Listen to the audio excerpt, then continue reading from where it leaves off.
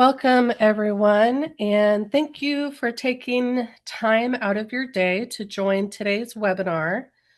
We are going to go over application essentials today. Real quick, I want to introduce myself. My name is Dusty Humphreys, and I am the manager of the Affordable Housing Program. I've been in the Housing and Community Development Department for about 13 years now. So quite a while. So hopefully I've talked and to quite a few of you and have helped answer questions that you've had. Today we will cover a variety of different topics, including application milestones, sponsor qualifications, minimum threshold requirements, deadlines, as well as some documentation preparation items. These all will be key to completing the application process and avoiding the most common mistakes that we see.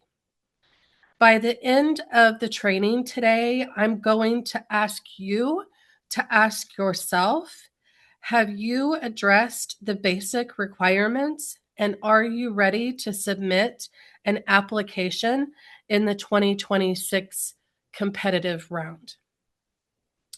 A few housekeeping items for today. The session will take about an hour. 45 minutes of that, we will be running through the different slides. And the last 15 minutes, I'm going to leave open to cover any questions that you might have or that you think about during the training. As I mentioned, we will cover questions at the end of the webinar. So just please make sure that you're muted. If you don't want to forget your questions, please feel free to send them via the chat or the Q&A option. That is how we will be addressing questions for today's webinar. If we don't address your questions in the webinar, we will provide feedback specifically to you regarding your question via email. This is going to be a generalized webinar, so we don't want to be answering anything that might be specific to your project. This webinar is being recorded and uploaded to our website, so you will be able to refer back to it anytime that you need to. So now that I've covered all of the housekeeping items, I do want to quickly go over some basic information regarding Federal Home Loan Bank itself. The Federal Home Loan Bank system was created by Congress in 1932 to address the housing, financing, and community development needs of our members. This is done by providing liquidity to our members, also known as advances or loans. This is the first and core mission of the Federal Home Loan Bank system.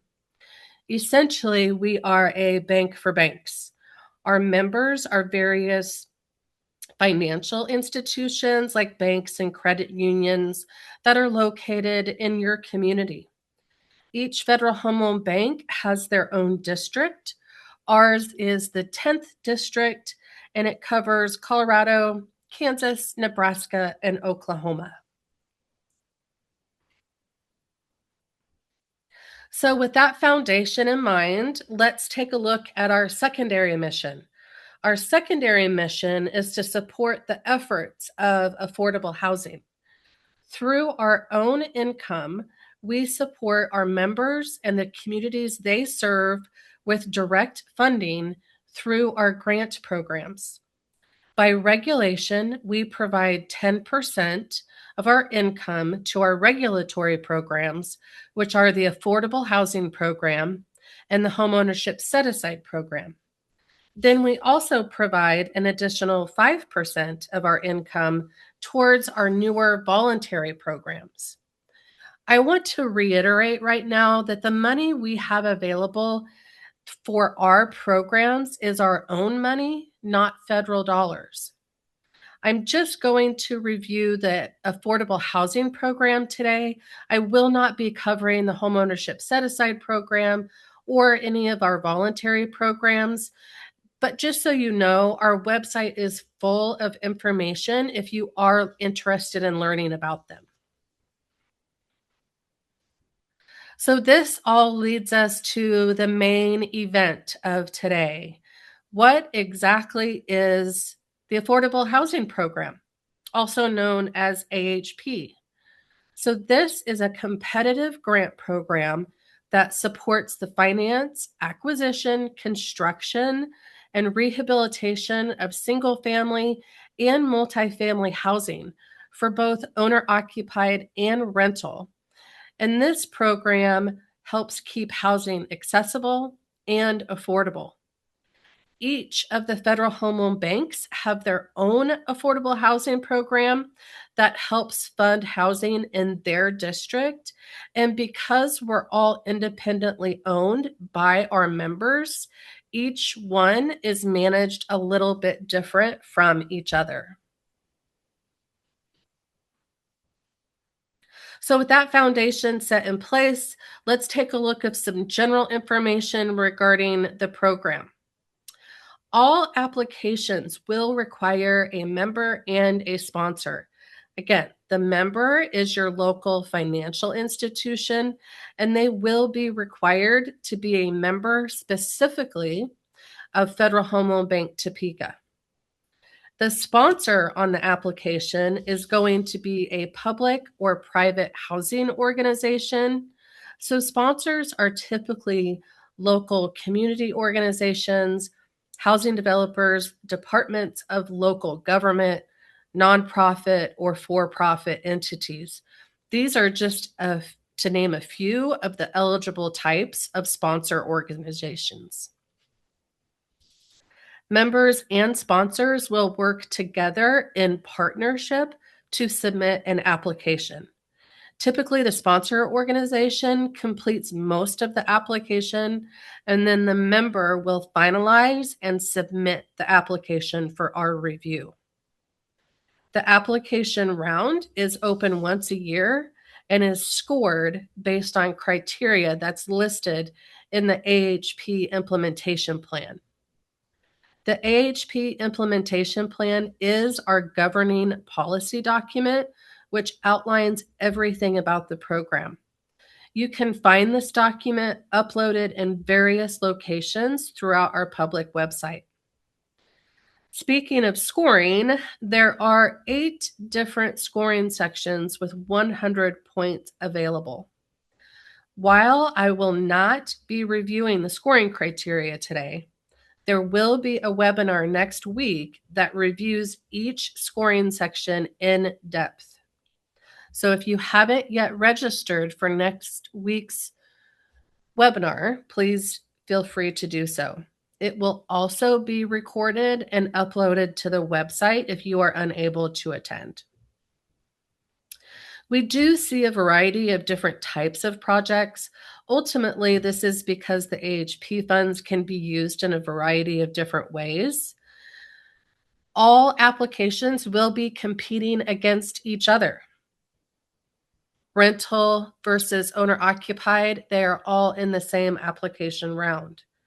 So we've seen new apartment complexes, conversion of an old hospital into apartments, rehabbing existing owner-occupied housing, or helping with down payment assistance for those who want to purchase homes. So I also want to quickly touch base on a few of the feasibility items for different types of applications. Outside of scoring, the feasibility workbook will be the most important item that we review. And please note, I said outside of scoring. Scoring will be the most important thing that we review. Feasibility is next. So this slide shows you an example of what we look at during our feasibility review. And it also includes a list of just some of our feasibility guidelines. So like the scoring criteria, I'm not going to cover this today because there will be a webinar that covers specifically the rental feasibility workbook. Because there are multiple pages to a rental feasibility workbook, We want to make sure to take the time to review each one of these in depth. And luckily, if you're doing a homeownership application, these are a bit easier to submit. So we won't have a specific webinar that covers the feasibility workbook. However, there will be 3 different pre-recorded videos that you can watch regarding how to complete the feasibility workbook specific to your project type. These videos, these pre-recorded videos, will be uploaded to our website in the coming weeks. So please keep an eye out for them. So what does this mean for the 2026 round? Well, we have about $29 million for the 2026 round, which opens July 1st of 2026. And honestly, the most important date on this slide is the deadline. The sponsor must complete the application to the member, and the member must approve and submit the application by 5 p.m. Central Standard Time on July 31st of 2026. Please note, this is a change in the application deadline. We used to go into August, and we are now closing the round July 31st. So you will have exactly 1 month to complete the application for 2026. The subsidy per unit and the maximum project subsidy have stayed the same as in past years. Subsidy per unit will be $75,000 maximum and a project maximum of $1.5 million. As I previously mentioned, applications must include a member and a sponsor. And while each organization must register for AHP Online, you do have to register and go about that in different ways. Our public website does have a user guide that will specifically walk through sponsor organizations and how to register for AHP Online. This is how you gain access to the application, so it is required that you register for AHP Online. There are a few key takeaways from the user guide on how to register. 1, to ensure that you don't have any issues, please make sure that you are not using a Mac computer. We have had a few reported problems with people using Mac computers, and so it's best to use another type of computer if possible. Additionally, make sure that you are using Microsoft Edge as your browser. You can see that we have that on the screen now. For optimum performance, Federal Home Loan Bank recommends the use of Microsoft Edge. The registration process works cleaner with this browser, and we know that you will not have any issues. And then lastly, for sponsor organizations, please make sure that you are selecting the top button that says Sponsor Sign In. So if you are your local community organization who's going to be submitting this application, again, you are the sponsor. And so you must select Sponsor Sign In. So for member organizations, the user guide on our website does not cover how you gain access, but just know that you will gain access through the members only website. There are assigned member admins with each of your organizations. And the member admins will have to log into their member only account and give you access to AHP Online.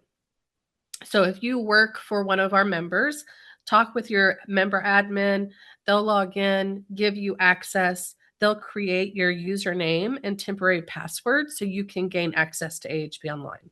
Once that's been done, you can go to anywhere the AHP Online button exists and make sure that you are selecting member sign in, and that's how you will gain access.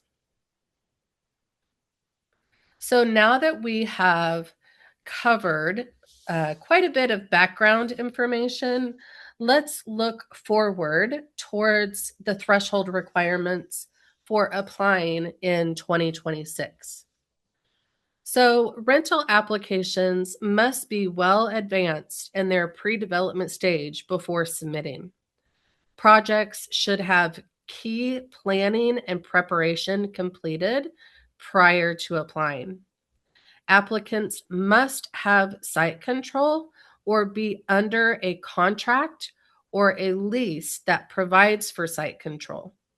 This means you must already own the land, have a purchase contract, or hold a long-term lease. Contracts or leases may be contingent on receiving AHP funding, but all documentation must remain valid through the announcement date, which is at the end of December.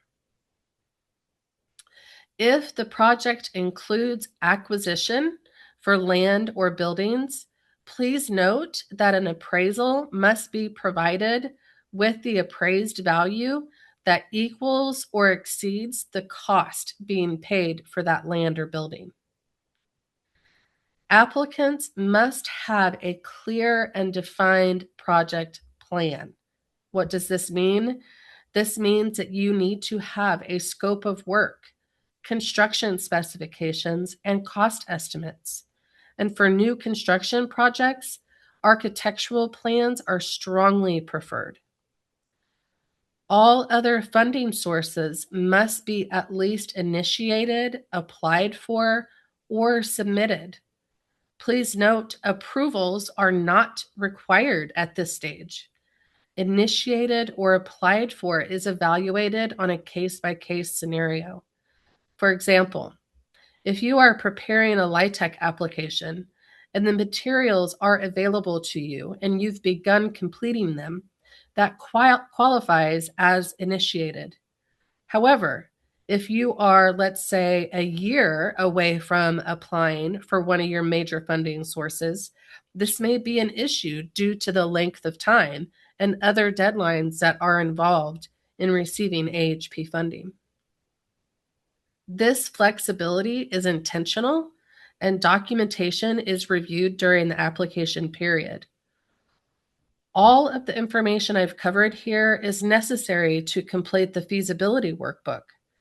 The workbook requires a full development budget, a list of all funding sources, and a 15-year operating pro forma with projected expenses. And then lastly, a market study or needs assessment is required. If you do not have a market study, you may complete the needs assessment that's available on our website instead. And then as a quick note, if a project entails substantial rehabilitation of an occupied project and you are relocating the residents, we will also require a relocation plan. So for homeowner applications, we require much of the same information as rental applications. This includes preliminary cost estimates, a defined scope of work, identification of other funding sources, and either a market study or needs assessment. That said, homeowner applications can be much more conceptual in nature. We recognize that you may not yet know the specific households you will be serving at the time of application submission.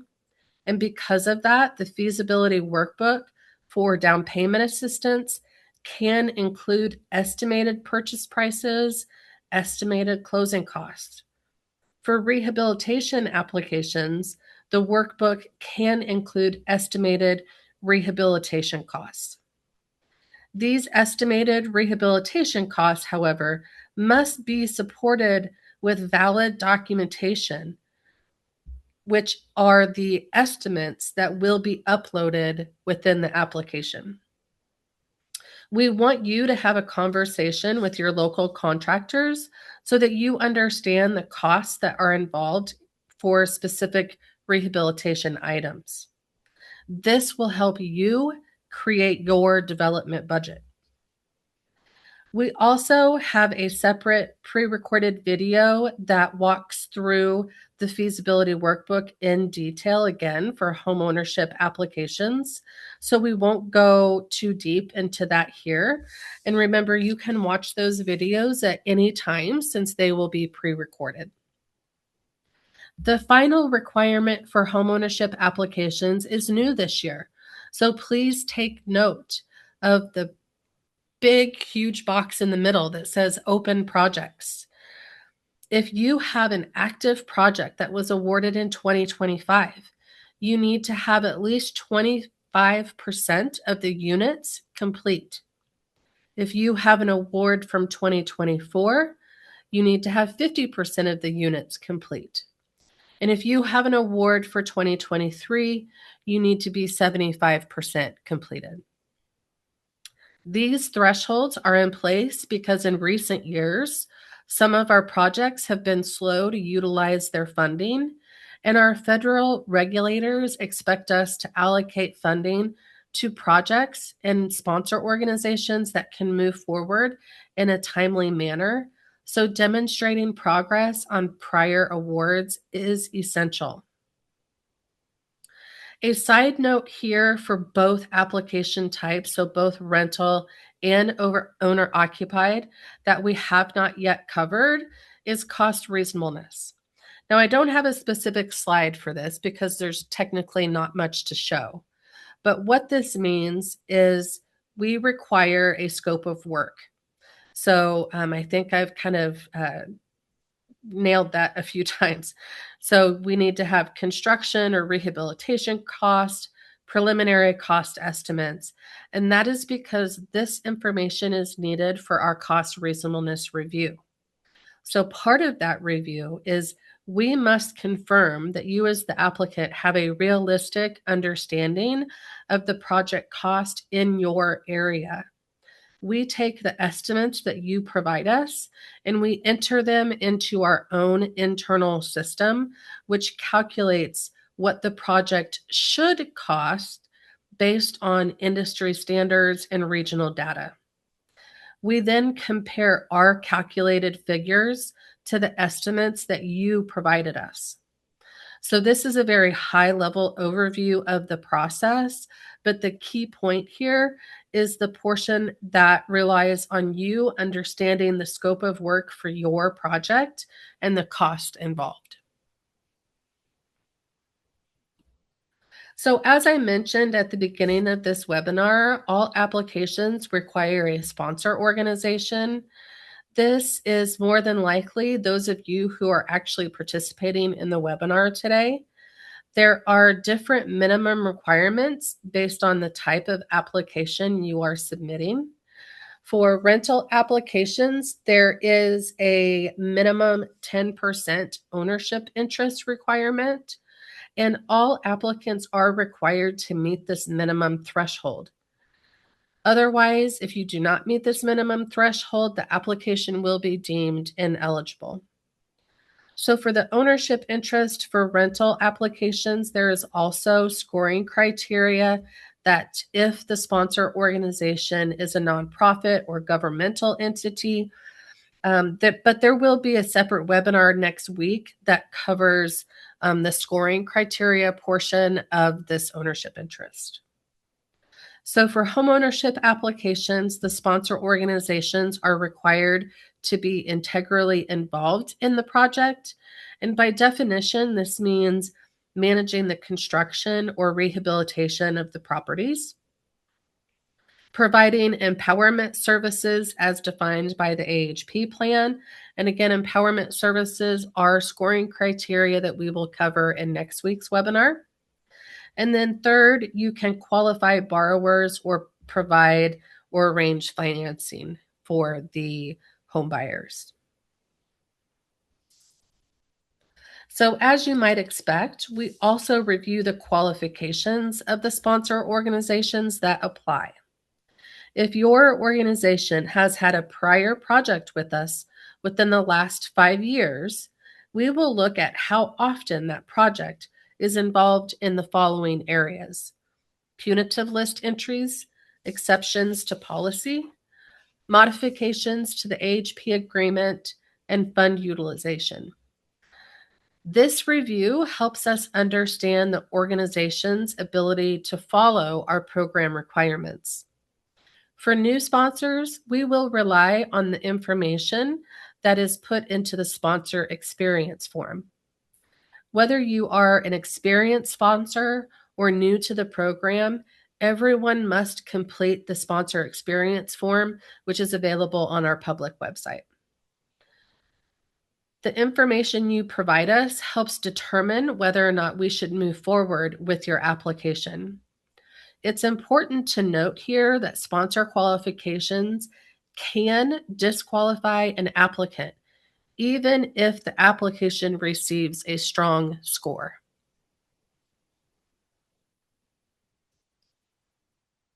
So switching gears a little bit, we are going to talk about affirmative fair housing. So on the public website, under AHP round forms, there is the affirmative fair housing form. This will be required to be completed by all applicants.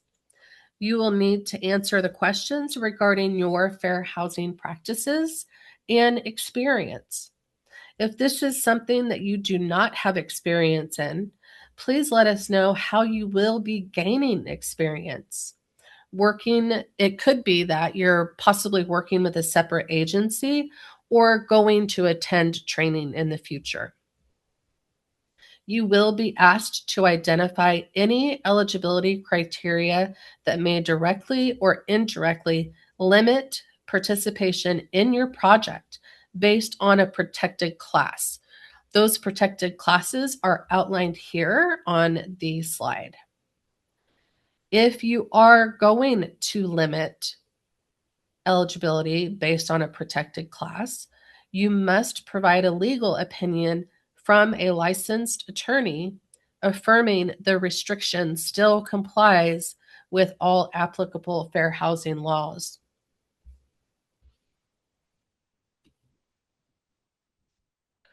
So, as we get close to wrapping up the webinar, I do want to go over some few key items and deadlines that everybody should keep in mind.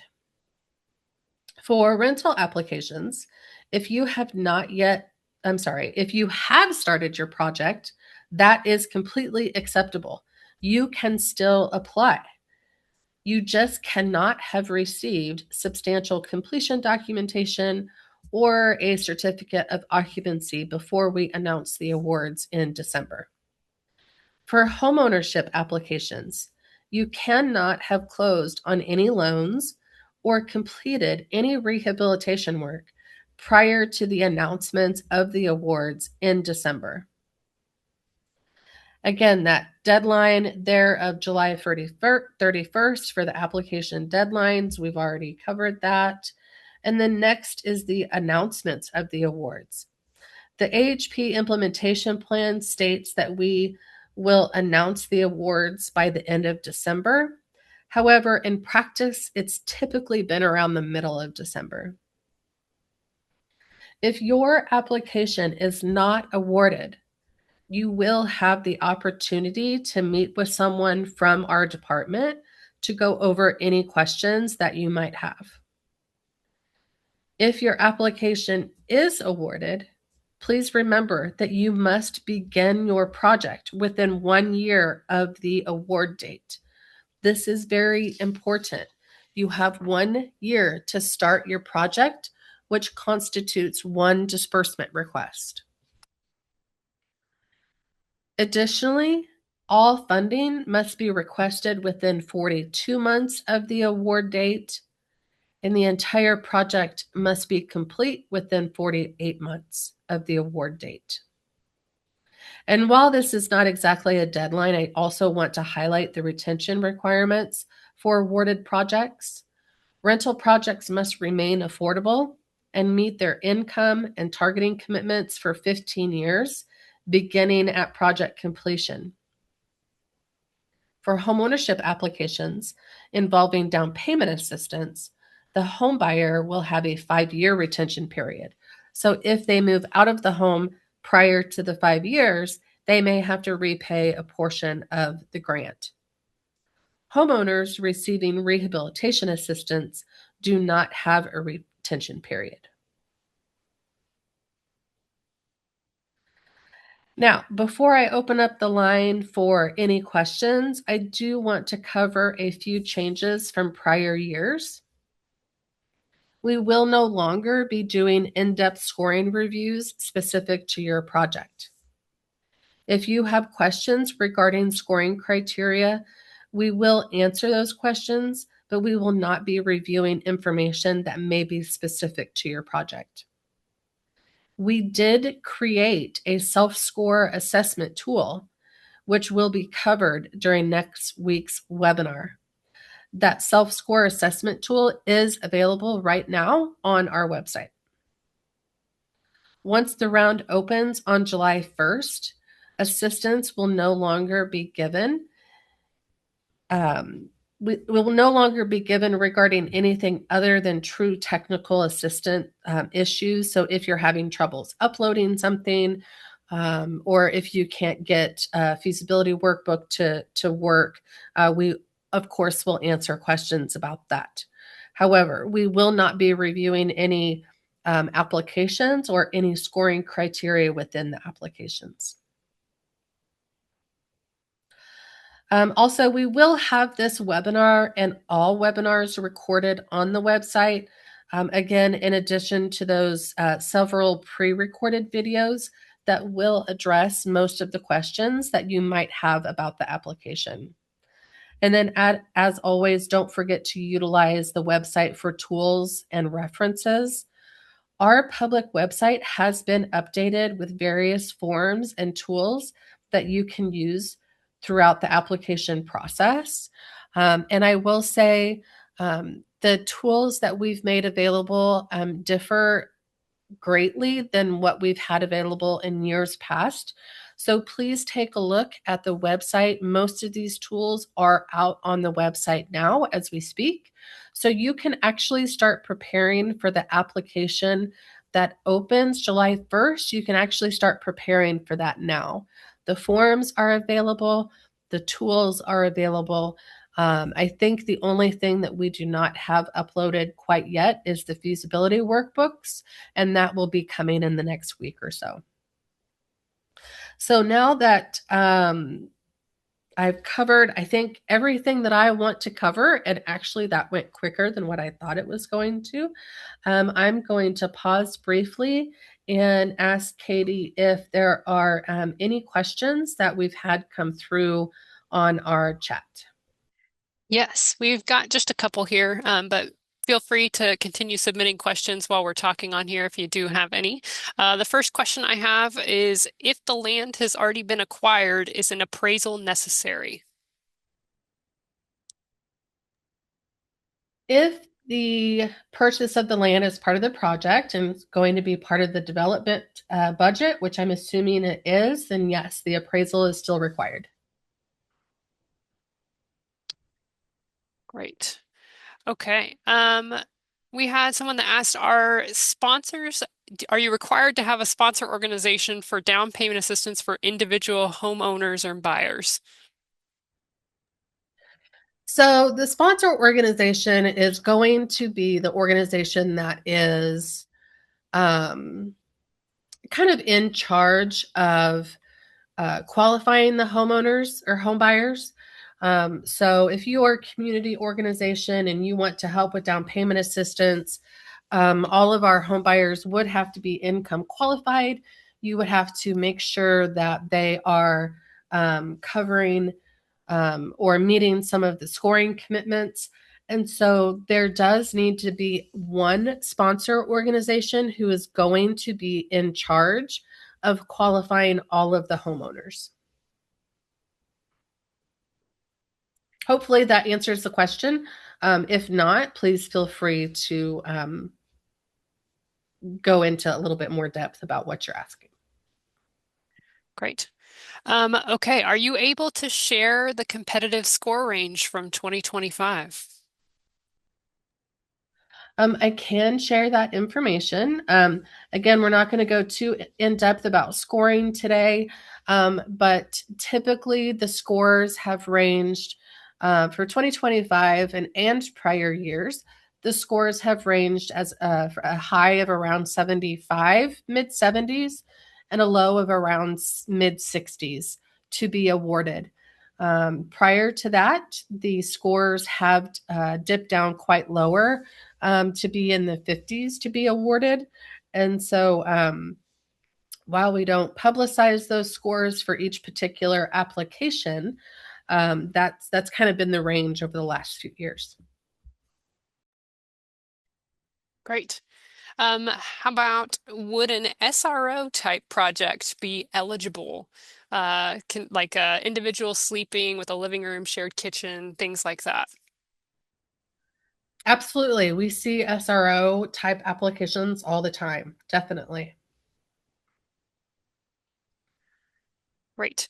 If your organization is a CDFI and originates the mortgages, do we still need a sponsor on the DPA application? Yes, your CDFI would be the sponsor. And let me reiterate that. Some CDFIs are also members of Federal Home Loan Bank Topeka. So I guess that depends on how you are applying. If you are a member CDFI, you can either be the sponsor or the member, but you cannot be both. So if you are not a member, then your CDFI organization would be the sponsor organization. Great. Okay. Are there minimum requirements for the member bank to be financially supporting the project? So there are two different types of ways a member can participate in an affordable housing grant application. So a member can just be a partner on the application, and they are required to be a Topeka Federal Home Loan Bank member. In that instance, there is no financial requirement. They are just going to partner with you on the application, and that is good enough for us.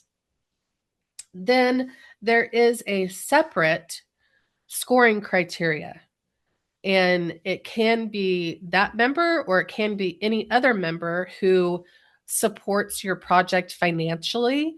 You will receive points in the application. So those are two different ways that a member can participate in your program. One is just to submit an application, and the other one is to participate financially and help you receive points in your application. Okay. How about can a bank be both the member and the sponsor? No, that's a great question, though. We have asked our legal department about that. Of course, that's not something that the regulation specifically addresses. A member can be an applicant, so you can apply for AHP funding, but you cannot then also be the member on the application. So you would have to find a secondary member who wants to partner with you on the application. All right, next question. How often do you make out of district awards? And if you are out of district, would you be competitive even if you have a score around 70?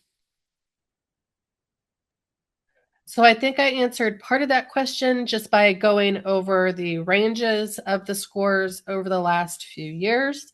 I cannot say directly whether or not your application would be competitive, but given the scores, I will leave that up to you to infer. Um, in regard to how many we award, I don't have that information specifically year by year, but generally there are out of district awards every year.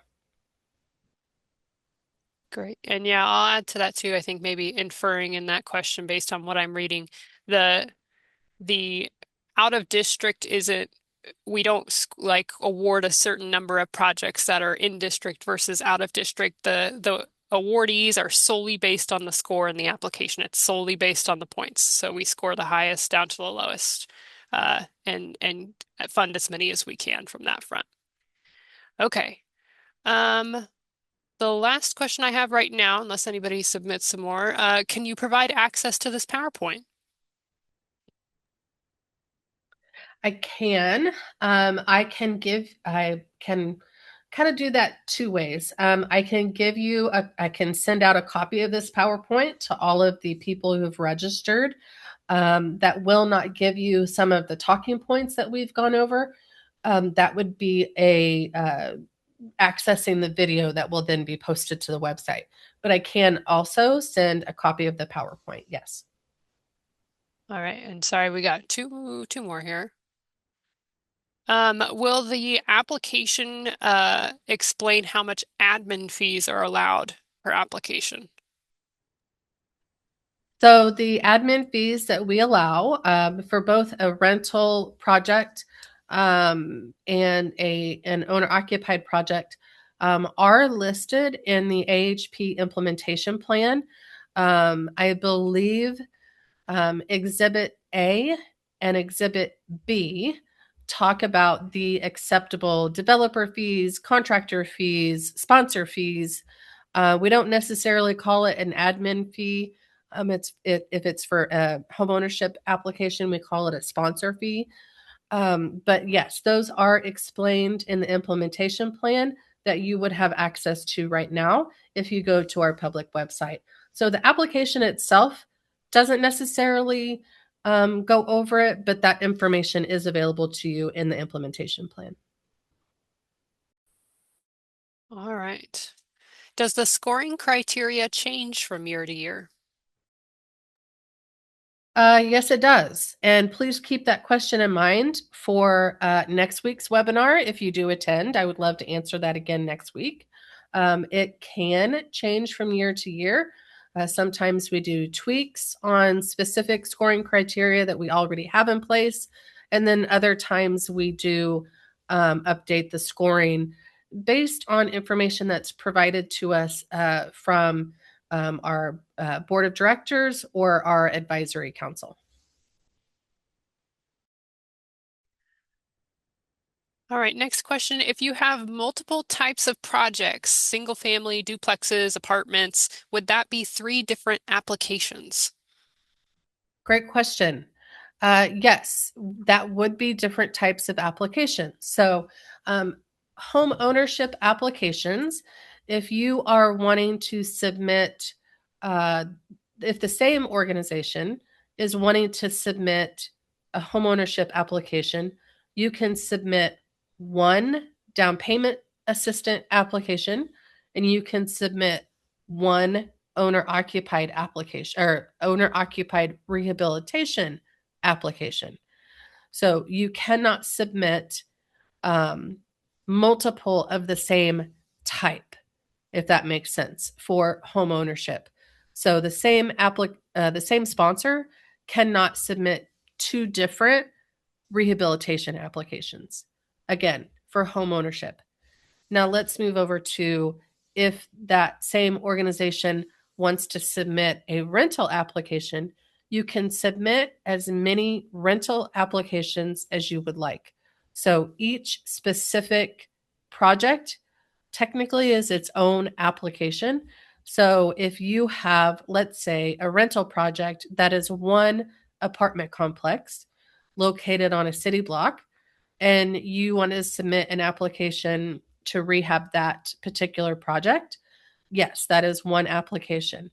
And then as a separate application, you have some new construction, you have land that you own, and you want to build some rental fourplexes, let's say. That would be a second application.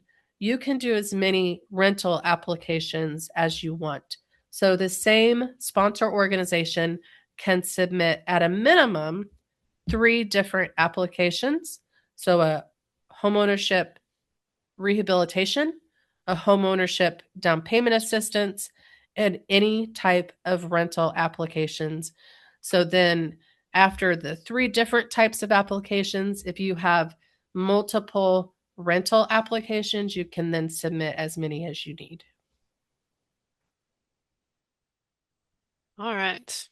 More general question. For new applicants, what order would you start working on the items discussed today? Do you start with feasibility first? So the order that I would say, boy, that's a great question. You have to have it. Of course, it depends on the type of application you're going to submit, right? But I would say the most important thing is knowing your cost, knowing your scope of work. What are you going to be doing? How much is it going to be costing? Then after, if you start with that, or you're like, hey, Dusty, I'm well beyond that. What I would start on next is the forms that are available on our website. Start looking at those forms and start completing those forms. I will say the most time it's going to take you is to get the documents filled out and to get them ready to upload. That is going to be the longest prep time for you as an applicant. If you have prepped before July 1st and you have the forms filled out and you're ready to go, the application itself should not be an issue. One of the other things that I did not discuss earlier, and I apologize for that, is we do have a documentation list that is available on our website, and that it goes over every document for every screen in the application. So we've tried to help you navigate that process. I'm going to actually just kind of open it up here, maybe, and show you what you will be working with here. I apologize. It's taking a few minutes to open.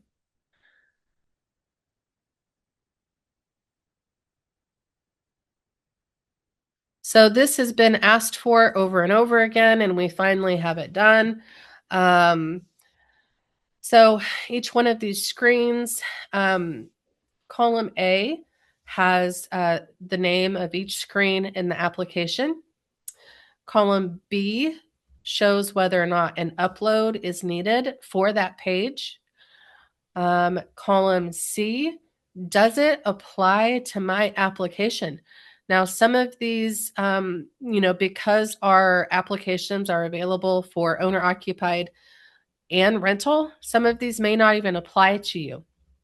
So if you are doing a rental application, the fair housing form, does it apply? Yes, it applies to all applications. Are you going to be doing homebuyer education? No. So you wouldn't want to select that. You would instead probably select the tenant counseling. You're going to be doing a tenant counseling. So then once you have all of those that apply to my application, then you can come through and check, is it ready to upload? So do you have it done? Do you have the form done? Is it signed? Is it dated? If you select that button, then so when these match, then you know that you're ready to upload them to the application and you're ready to kind of start your application. The feasibility workbook itself, you do have to know other things in order to complete the feasibility workbook, right? You have to know the cost that has to have been established. You have to have your estimates. So the feasibility workbook may come a little bit later in the process. Hopefully that was a really long way of answering your question. All right. That is all the questions I have at the moment. We'll give it another few seconds here. Oh, we got one more. Hold on.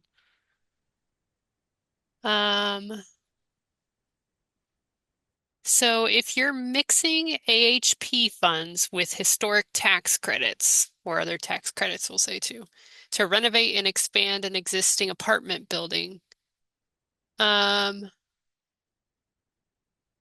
I guess the long haul question is, do you want a separate breakout of expenses for rehabilitation versus new construction if you have a mix of both? No, the fees, well, no, not really. The feasibility workbook that you will be completing for a rental application does have a line item for new construction, and then it also has a line item for rehabilitation. So you would just enter the lump cost, the lump sum of those costs into each of those different cells. Perfect. Okay. That is all the questions I have at the moment that I see. Okay. So, thank you all for joining me today. I'm glad I ended a little bit early because you all had some really great questions that we were able to address. And again, if we haven't addressed your questions, feel free to reach out to us.